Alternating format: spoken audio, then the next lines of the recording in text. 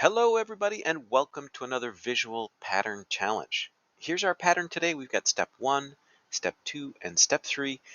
Your challenge is to predict the number of squares in step 4.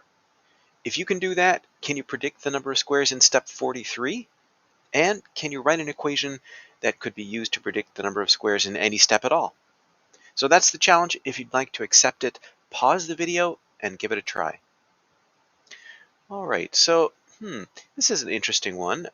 We have these 5 squares in this sort of checkerboard arrangement here, and then in the next step, the squares get bigger and subdivide into, well, here they're 2 by 2 squares. And then in the next step, the same thing happens and they go to 3 by 3 squares. So I guess we can think of these first squares as 1 by 1, and then these as 2 by 2, and these as 3 by 3. So in step 4, I think we'd have 5 4 by 4 squares. So 4 by 4 is 16. So you'd have a square of 16 there, and there, a square of 16 in the middle, one here, and one here. So I think in step 4, I'm going to have 16 times 5. What is that?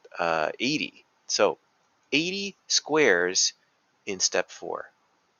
Well, this pattern seems to be getting big pretty rapidly, so I'm assuming it's not linear, probably a quadratic, and you may have already gained some clues about why this might be quadratic, but let's verify that by analyzing the numbers. So I'll make a chart here with the step number and the number of squares in each step. So in step 1, we just have 5 to start. In step 2, we have 5 times 4, so that's 20. In step 3, we have 5 times 9, so that's 45. And in step 4, we're predicting 80. So we can take the difference in each step to start analyzing these numbers. 20 minus 5 is 15. 45 minus 20 is 25. And 80 minus 45 is 35. Not a constant in this first set of differences, so it's not linear. That shouldn't be too much of a surprise. Let's take the next set of differences. 25 minus 15 is 10, and 35 minus 25 is also 10. When we get a constant in the second order differences, the difference of the differences, that means it's a quadratic. So we've got an x squared going on here, and this number actually gives us the coefficient. You just have to divide it by 2. 10 divided by 2 is 5. So our highest term should be 5x squared. And at this point, I think it might already jump out at you that this is the equation. If we put in the step number for x, so 5 times 1 squared, that would equal 5 here.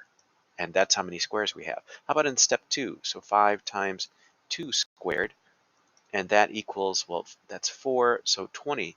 And yes, that's how many you have in step 2. In step 3, 5 times 3 squared, 3 squared is 9 times 5 is 45. And this seems to be predicting the number of squares. And it should seem logical, right? Because this part in parentheses squared, that's each of these squares. So we have a 1 by 1 square, a 2 by 2 square, a 3 by 3 square, etc. And then we multiply that by the 5 that there are. So this should be a pretty sensible looking equation. So y equals 5x squared is our equation.